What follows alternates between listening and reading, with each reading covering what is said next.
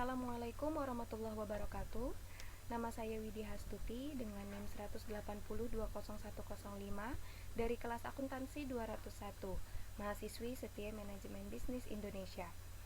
Sehubungan dengan tugas pemeriksaan akuntansi 1 atau auditing, di video kali ini saya akan menjelaskan opini auditor dari contoh laporan keuangan, dan kali ini saya menggunakan referensi dari Aramis.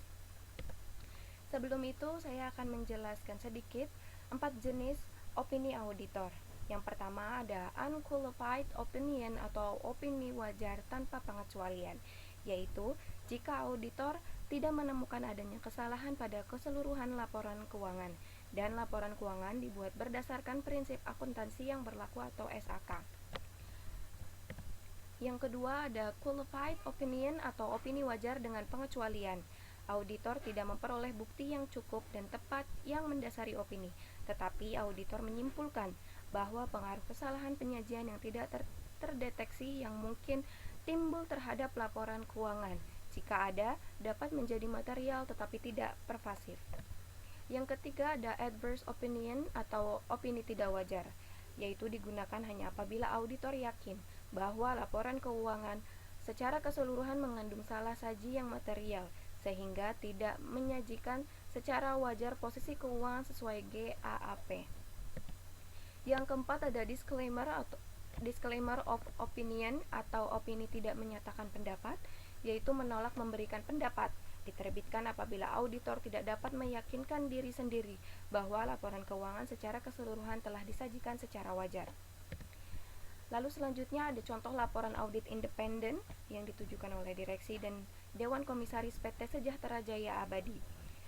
Di paragraf pertama berisi, kami telah mengaudit neraca PT Sejahtera Jaya Bahagia per 31 Desember 2015 dan 2016, dan laporan laba rugi perhitungan laba ditahan, dan laporan arus kas untuk tahun-tahun yang berakhir pada tanggal tersebut.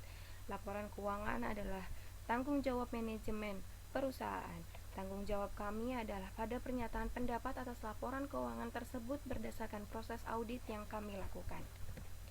Selanjutnya di paragraf kedua berisi, kami melaksanakan auditing berdasarkan standar auditing yang ditetapkan oleh Ikatan Akuntan Indonesia.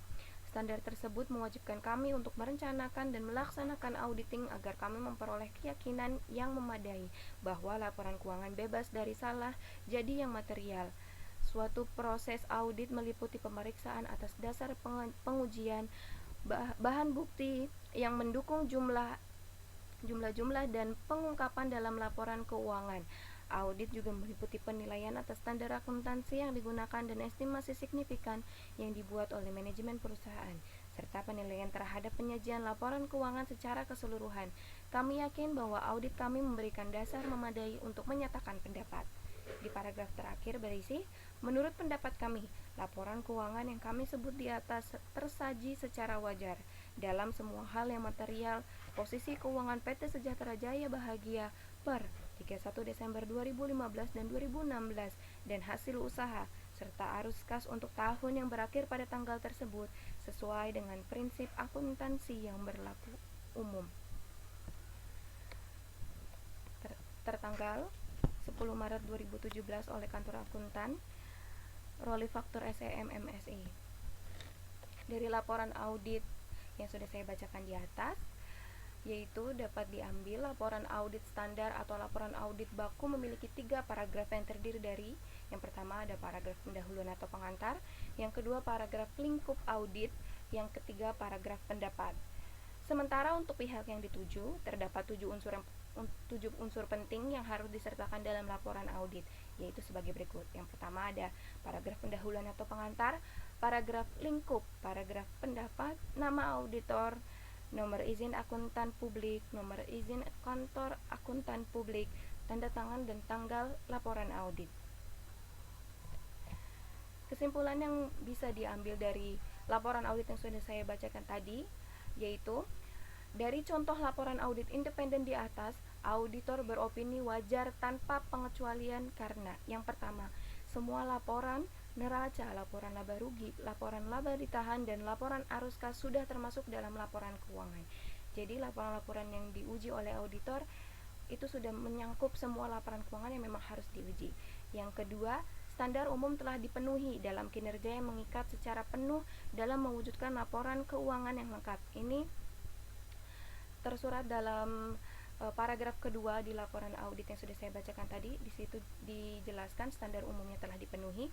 Yang ketiga, bukti audit yang memadai dan standar dipenuhi. Jadi bukti-bukti yang dibutuhkan oleh auditor sudah terlampir secara lengkap dan memadai. Yang keempat, laporan keuangan telah disajikan sesuai dengan prinsip-prinsip akuntansi yang berlaku umum. Jadi laporan diuji tadi sudah sesuai dengan prinsip-prinsip akuntansi yang berlaku. Yang kelima, tidak terdapat situasi yang membuat auditor menambahkan paragraf penjelasan maupun modifikasi kata-kata dalam laporan audit. Jadi dari contoh laporan audit tadi, kenapa auditor beropini wajar tanpa pengecualian? Karena auditor tidak menemukan tambahan paragraf penjelasan. Auditor tidak menemukan situasi yang harus membuat auditor untuk melakukan itu. Jadi laporan audit dari laporan keuangan tadi, auditor beropini wajar tanpa pengecualian. Itu saja yang bisa saya sampaikan, kurang dan lebihnya mohon maaf. Wassalamualaikum warahmatullahi wabarakatuh. Terima kasih.